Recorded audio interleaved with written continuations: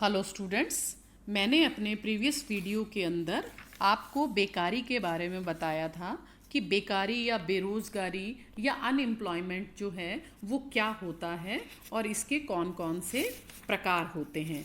आज हम उसी के ही दूसरे भाग में हम बात करेंगे कि बेकारी के क्या कारण होते हैं। देखिए, कल मैंने जो है या अपने प्रीवियस वीडियो के अंदर मैंने आपको बेकारी के प्रकार बताए थे और आज हम बात करेंगे कि बेकारी के क्या कारण होते हैं, बेकारी क्यों आती है। तो देखिए, बेकारी के जैसा कि आपको स्क्रीन पर दिखाई दे रहा है, बेकारी के दो कारण होते हैं विशेष रूप से, जिसमें हम पहले बात करेंगे व्यक्तिगत कारणों की और उसके बाद बात करेंगे हम अव्यक्तिगत कारणों की। तो पहला व्यक्तिगत कारणों के अंदर हम पहले बात करेंगे कि आयु के कारण क्या होता है बच्चे, कि यदि हम देखें कि युवा वर्ग की बजाय बालकों और वृद्धों में जो है बेकारी की समस्या अधिक गंभीर है।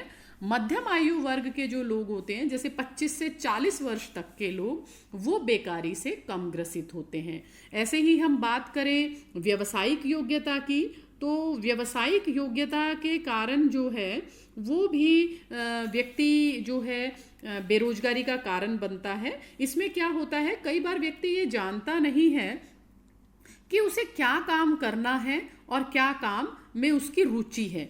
ठीक है, तो वो बिना काम के ही कार्य करता रहता है। तीसरा, यदि हम बात करें कि बेकारी और शारीरिक अयोग्यता, इसके अंदर क्या है कि जैसे जो व्यक्ति अंधे, बहरे, लूले, लंगड़े ये सब लोग होते हैं, या मशीन का काम करने पर थक जाने पर नींद आ जाती है उनको, या मान लीजिए अनिद्रा की समस्या से ग्रसित होते हैं, ऐसे लोग जो है वो बेकारी को बढ़ाते हैं। अब हम बात करते हैं इनके अव्यक्तिगत कारणों की। अव्यक्तिगत कारणों में पहला कारण है जनसंख्या में वृद्धि।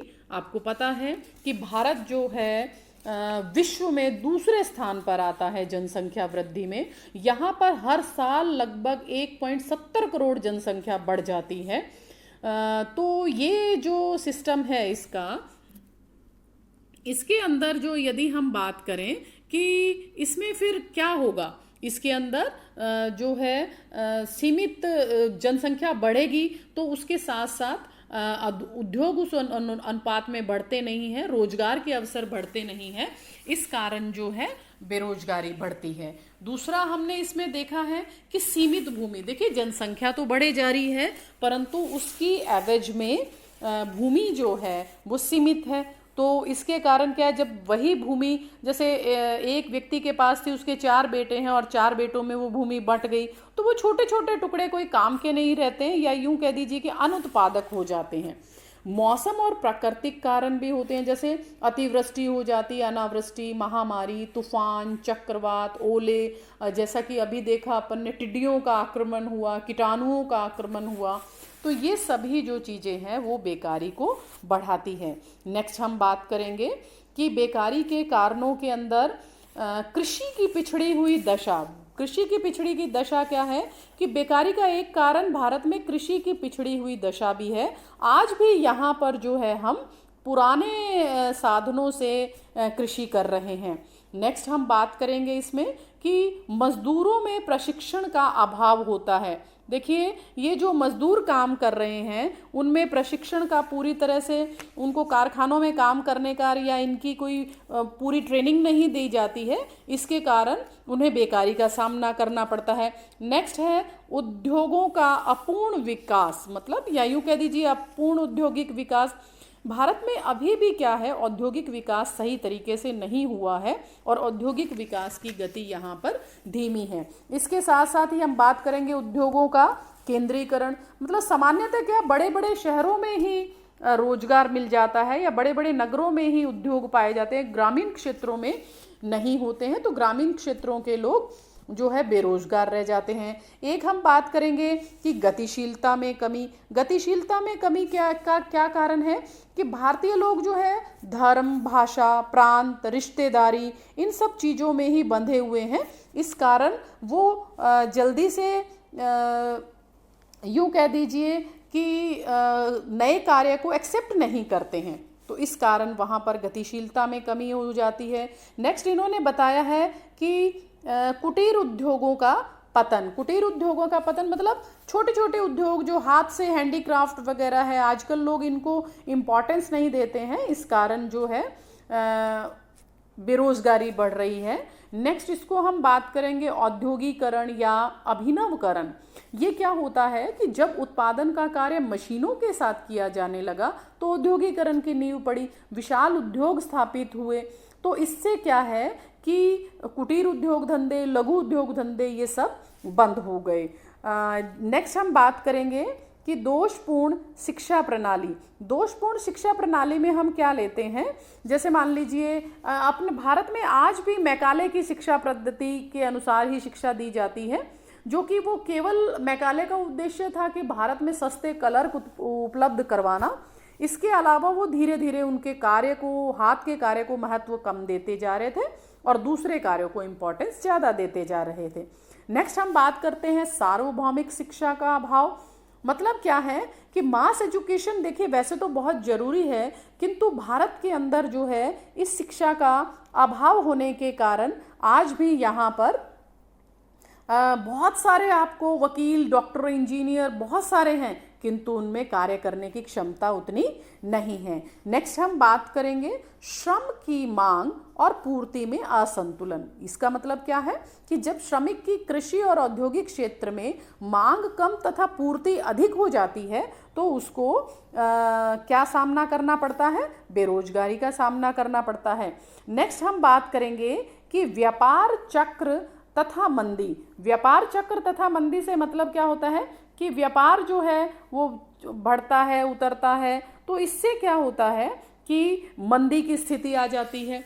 नेक्स्ट हम बात करेंगे कि मौसमी उतार चढ़ाव। मौसमी उतार चढ़ाव क्या होते हैं बच्चे, वो मैंने आपको मौसमी बेकारी के अंदर भी बताया था कि कुछ इस तरह के व्यवसाय होते हैं जिनका मौसम से सीधा संबंध होता है और इसी कारण जब वो मौसम आता है तो लोग काम करने लग जाते हैं और वो मौसम चला जाता है तो वो जैसे शादियों के सीजन में देखिए आप, बहुत सारे ऐसे व्यवसाय हैं जो शादियों के सीजन में चलते हैं और जैसे ही शादियां खत्म होती वो लोग बेकार हो जाते हैं। नेक्स्ट इसमें दिया हुआ है जो 16 पॉइंट है कि व्यापार और उद्योगों में असामंजस्य है। देखिए व्यापार एक अलग चीज़ है और उद्योगों की स्थापना जो है एक अलग चीज़ है। जब दोनों परस्पर आपस में इनका समन्वय बिगड़ जाता है तो तब एक व्यवसाय दूसरे व्यवसाय को ठप कर देता है, तो जो है बेकारी की स्थिति उत्पन्न हो जाती है। वस्तुओं की मांग में परिवर्तन कई बार होने लग जाता है। देखिए जैसे मान लीजिए कभी किसी वस्त्र की या कभी किसी चीज़ की मांग अधिक हो जाती है, कभी किसी चीज़ की मांग कम हो जाती है। जैसे मान लीजिए जिन राज्यों में शराबबंदी लागू की गई वहीं जो है अब शराब बनाने वाले उद्योग जो है वो कम हो गए, या मान लीजिए पहले हैंडीक्राफ्ट को ज़्यादा महत्व दिया जाता था, वो अब जो है उनकी मांग परिवर्तित हो गई तो अब वो बेरोजगार हो गए। नेक्स्ट हम बात करेंगे इसमें पूंजी की कमी। अपना जो 18 पॉइंट है कि पूंजी की कमी मतलब पूंजी के अभाव में लोगों में उद्योग, व्यापार, कृषि और व्यवसाय का संचालन जो है वो संभव नहीं हो पा रहा है। नेक्स्ट हम इसके अंदर देते हैं कि शारीरिक श्रम के प्रति उदासीनता। शारीरिक श्रम के प्रति उदासीनता से मतलब है कि लोग कार्य ही नहीं करना चाहते हैं क्योंकि शारीरिक श्रम के प्रति कोई रुचि ही नहीं रही है। शारीरिक श्रम के बजाय वे बेकार रहना अधिक पसंद करते हैं। नेक्स्ट जो है इसके अंदर औद्योगिक तनाव। अब औद्योगिक तनाव क्या होता है बच्चे, जब मजदूर अपने वेतन, महंगाई भत्ते, काम के घंटे, चिकित्सा भत्ता, बच्चों की शिक्षा, निवास स्थान आदि मांगों को मनवाने हेतु श्रम संगठनों के आह्वान पर हड़ताल, तोड़फोड़, तालाबंदी करते हैं, कारखाने बंद हो जाते हैं, स्ट्राइक करने लग जाते हैं, तो उनको बेकारी का सामना करना पड़ता है। तो ये कुछ कारण थे जो कि बेकारी को बढ़ाने में जो है सहायक हैं। नेक्स्ट हम बात करेंगे कि बेकारी दूर करने के फिर हम क्या क्या उपाय किए जा सकते हैं। देखिए सरकारी प्रयास में आपको बताऊंगी कि सरकारी प्रयास सरकार ने जो है वो यूँ कह दीजिए कि बेकारी दूर करने के लिए पंचवर्षीय योजनाएं चलाई हैं बहुत सारी। अब तो हम 11वीं 12वीं पंचवर्षीय योजनाओं के अंदर भी आ गए हैं। इसमें सिंचाई, बिजली, भू सुधार, कृषि के नवीनतम तकनीक, औजार, खाद, बीज आदि को प्रोत्साहन दिया गया है, जिससे क्या है बैंकों में नहीं जिससे क्या है कि बेकारी की स्थिति में सुधार हुआ है। साथ ही हम बेरोजगारी विशेषज्ञ समिति का भी गठन किया गया है। इस समिति ने आयकर, कंपनी कर, विज्ञापनों पर अधिभार लगाकर जो है बेरोजगारी को दूर करने का प्रयास किया है। साथ ही हम जो है सरकार युवाओं को बेरोजगारी भत्ता दे रही है, बेकारी का बीमा कर रही है, तो इससे क्या है बेरोजगारों को फायदा मिल रहा है। इसके साथ साथ ही अनुसूचित जाति, अनुसूचित जनजाति और पिछड़े वर्गों को बेकारी दूर करने के लिए विभिन्न सरकारी सेवाओं में उनके लिए स्थान सुरक्षित रखे गए हैं तथा उनका प्रतिशत भी बढ़ा दिया गया है। इसके साथ साथ नगरीय जो गरीब युवकों के लिए प्रशिक्षण की व्यवस्था कार्यक्रम किए गए हैं। इसके अंतर्गत उनको पोषण गृह, बालवाड़ी, अध्यापन, स्वास्थ्य निरीक्षण, नर्सिंग, गृह सेवा, भवन निर्माण, बिजली फिटिंग, लघु बचत, बीमा संगठनों आदि के कार्यक्रमों में उनको प्रशिक्षित किया जाता है। इसके साथ साथ ही मैंने आपको कुछ योजनाएं आपको स्क्रीन पर दिखाई दे रही हैं, देखिए, जैसे स्वर्ण जयंती ग्रामीण रोजगार योजना, स्वर्ण जयंती शहरी स्वरोजगार योजना, ग्रामीण रोजगार अवसर कार्यक्रम, प्रधानमंत्री रोजगार अवसर कार्यक्रम, एक नेक्स्ट जो है महात्मा गांधी राष्ट्रीय ग्रामीण रोजगार गारंटी योजना, जिसको हम नरेगा के नाम से जानते हैं। ये सभी कुछ ऐसे कार्यक्रम हैं जो कि बेरोजगारी दूर करने में सहायक हैं। इसके साथ साथ स्वास्थ्य सुविधाओं में बढ़ोतरी की है सरकार ने, पर्याप्त वेतन किया है, न्यूनतम मजदूरी जो है डिसाइड करी है। इससे क्या है कि बेरोजगारी दूर करने में सहायता मिलेगी सभी को। आशा है आपको बेकारी का टॉपिक जो है ये समझ में आया होगा। अब जो है हम अपने नए टॉपिक में नए वीडियो में मिलेंगे। धन्यवाद।